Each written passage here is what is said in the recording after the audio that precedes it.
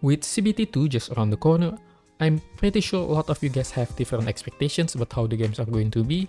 Some people doom posting the game while the others pretty much have high expectations, demanding a lot of things to the developer, and without an exception, I'm also one of them. If you haven't registered to the beta yet, make sure you register because it's only up for a few more hours by the time this video is being uploaded. So make sure you won't forget about that, and we're back to the video. There are a lot of things that Wuthering Waves could learn from, not only just from their older titles like PGR, but also the other competitor titles, such as Genshin, Star Rails, or even Tower of Fantasy. I think combining all of the good features between those games, without a doubt it will benefit Wuthering Waves, as some of these features sometimes exist in one of the game but not on the other game. So just imagine if Wuthering Waves actually owns all of these good features. Without delaying much longer, here is my Copium list. Without a doubt, it is a good feature from Genshin. Playing a game every day, especially a big open world game, is not something that everyone can do because it takes a lot of time. Having a feature that can save your stamina and use it for another day is a godsend for people that are busy with their work time. Even PGR doesn't have this feature, and I don't think anyone would disagree with this as there is no demerit that you can get from having this feature. But still, this is Copium number 1. You must be thinking that I'm joking, but nope, I'm really serious about this. Some people are gonna argue that, oh, if we have a skip button, then we are not appreciating those 90% of story that's already been changed. My answer is, not really. The way people enjoy a story is a subjective thing. Some people will like the story, some people don't. No matter how good a story in your opinion, there will be always that one person that hates everything. Forcing people to read a story that is not enjoyable for them is not really a good thing, as they will think it is as another choice. I'm talking about this based on my real experience. Genshin used to force me reading the story for 2 years, and in the end I completely forget about it. Because I'm sorry to say, their story is not that enjoyable, at least for me. My point is, skipping a story is not a must, but it is an option in case you need it. PGR has this feature, Arknex has this feature, FGO also has it, and I barely touch that button in those games because the story is just that good. But just because I barely use it, it doesn't mean that I never use it. It is very useful in case there is a rerun event or a repetitive daily missions, or maybe if you want to make a new account. In fact, it annoyed me a little bit back then when I still play Genshin that I have to spam my life click every time I want to do my missions. I honestly don't understand why people get keeping this feature, because if you don't want to skip the story, then just don't press the button.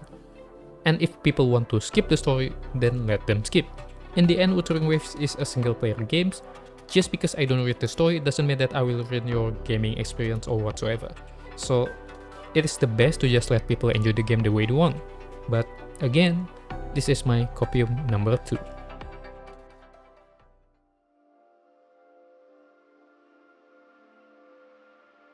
I think it's just so weird for any action RPG games in 2024 that still doesn't have this feature. I mean, imagine building multiple builds for your characters, and you have to drag each equipment one by one among hundreds of any other equipment.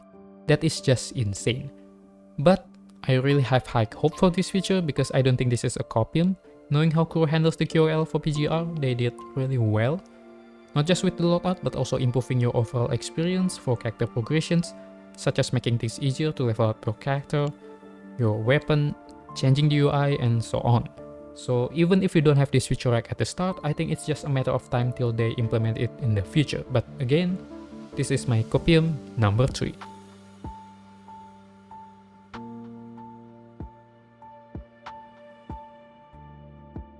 I think one of the best things that Tower of Fantasy has is the fact that they provide so many tools that enables even more flexibility for their players to travel around the map. However, I cannot deny that this feature is a double-edged sword.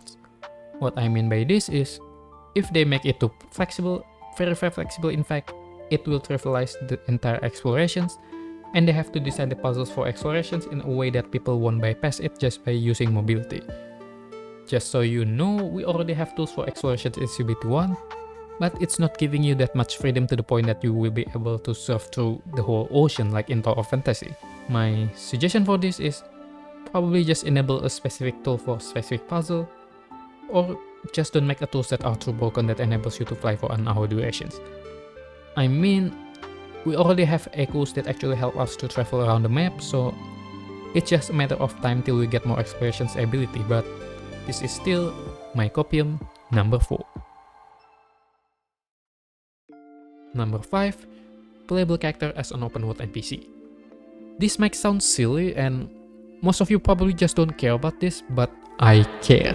I am one of those people that going against Hoyoverse in 1.2 patch for not putting catching as an NPC in UA. Or maybe albedo in Dragon's Panagress. Imagine you like a character so much and you cannot interact with that character anymore for years other than using them as combat character. I just cannot do that. I'm pretty sure no one is even remember characters from 1.0 patch in Genshin. People been busy with the newest character like Furna and Nevia, and you know what? In the upcoming years people will just forget about them already. However, I actually like how Hoyoverse managed things in Star Rail. I'm not talking about the rewards or Treasury pools drama in Genshin, but anyway. The fact that you are able to meet with character from the past story, I think it is a really nice thing to have. To add things more interesting, Kuro can make different dialogues depending on your story progressions, and to make things even better, maybe we can give them some items, and in the future they might return us some good materials depending on your bond level between these characters. So yeah, you know what I mean, right? Which again, it might incentivize people to explore the world, looking for gifts for their favorite character. This way, the open world map or the city is not just an empty city filled with a bunch of random NPCs that you don't care about. It gives reason and meaning for people to visit the city from different regions because your favorite character lives there. Not just in the teapot, you can talk with them, you can interact with them, but again, this is my last Copium. It might sound weird, but this is probably the one that I want the most among the other 4 that I've mentioned before. Because it gives you a nice feeling, it gives you meaning to explore not just the newest region, but also the other one as well. I really hope maybe someday in the future they implement this, who knows, but yeah, that's all about my video. So what do you guys think? Maybe you disagree with me, or maybe you have some suggestions, I don't know. Just let me know in the comment section below. Looking forward for CBT2, I got the access already, so like and subscribe if you want to see the future content of CBT2, and I see you guys next time.